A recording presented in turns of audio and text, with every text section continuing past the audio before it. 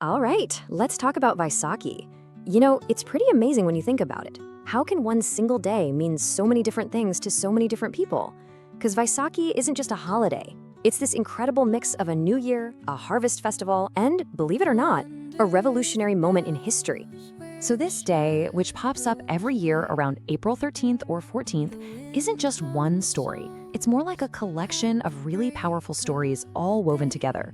For farmers, it's a day of thanks. For millions of others, it's a spiritual new beginning. And for the Sikh community, well, it's the day that completely redefined who they are. So to really get it, we've got to start at the very beginning. And that beginning? It's right there in the fields of Punjab and northern India, with the soil and the sun. Okay, so at its very heart, Baisakhi is an ancient harvest festival. This is the moment farmers finally get to see the result of all their hard work.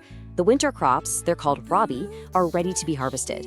It's just a time of pure joy and gratitude, You see these huge community fairs called melas, and of course, the incredibly energetic bhangra dance, which originally started as a harvest dance.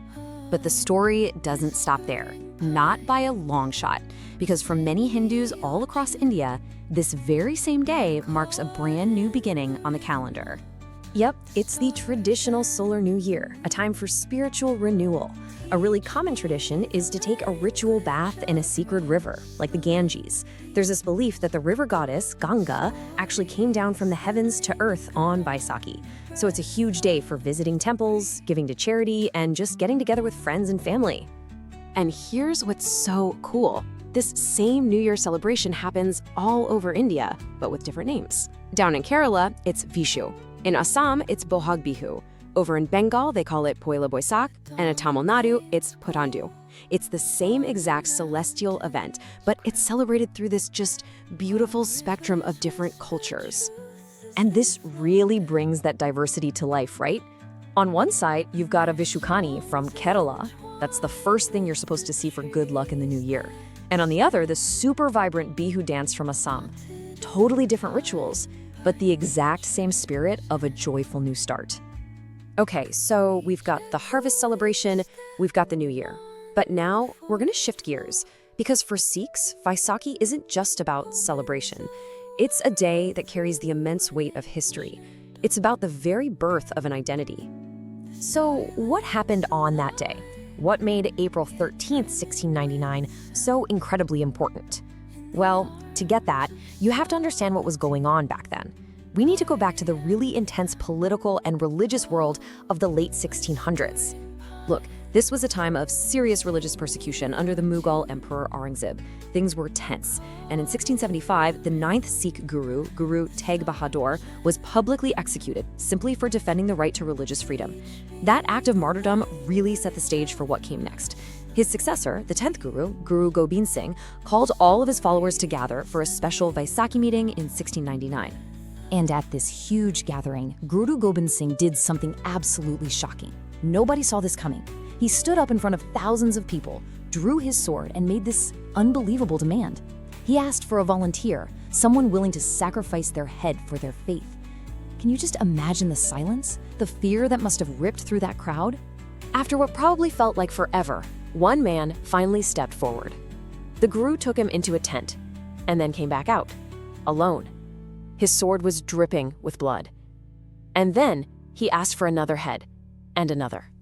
This whole terrifying scene repeated 4 more times. The crowd must have been absolutely horrified, but then the Guru revealed all 5 men. They were alive, completely unharmed, and dressed in new robes.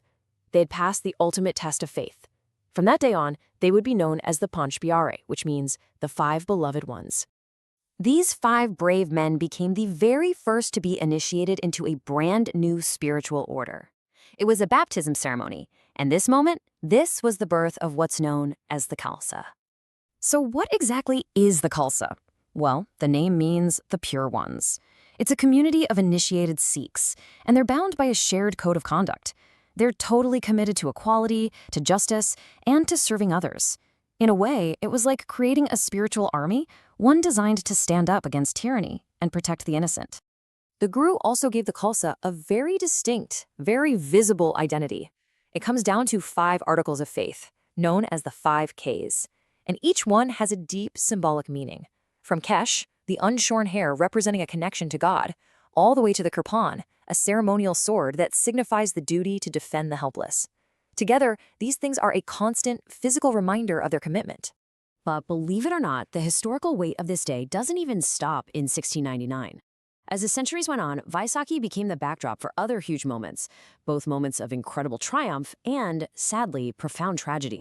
For example, on Vaisakhi in 1801, it was a day of absolute triumph. That was the day Maharaja Ranjit Singh was coronated, creating a powerful, unified Sikh empire. But then, a little over a century later, in 1919, the very same day was stained with tragedy. British troops opened fire on a peaceful Vaisakhi gathering in Amritsar. It was a horrific event, now known as the Jallianwala Bagh massacre, and it became a major turning point in India's fight for independence. Okay, let's fast forward to today, because the story of Vaisakhi has traveled far, far beyond India. It's now a truly global celebration, carried across the world with incredible passion by the Sikh community. I mean, it's amazing.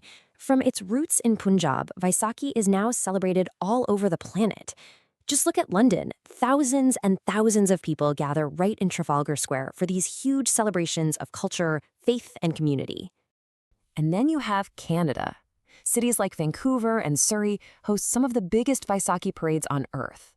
These massive processions are called nagar kirtan, which basically means town hymn singing. And they are just these enormous, joyful public celebrations with incredible floats, music, and this is a huge part of it. Free food is shared with absolutely everyone, no matter who you are or where you come from. And just to give you an idea of the scale we're talking about, get this. The parade in Surrey, British Columbia has drawn crowds of over 500,000 people. 500,000. That's actually more people than live in the entire city. It's just a powerful statement about the vibrancy of a community carrying its heritage forward. So, when you put it all together, from a simple harvest festival to a New Year's celebration, from a day of spiritual revolution to a massive global party of identity, Baisakhi really shows us how one single day can hold the entire story of a people, their past, their present, and their future. And it kind of makes you think, doesn't it? What are the moments, the days that define the story of your own community, or maybe even just your own life?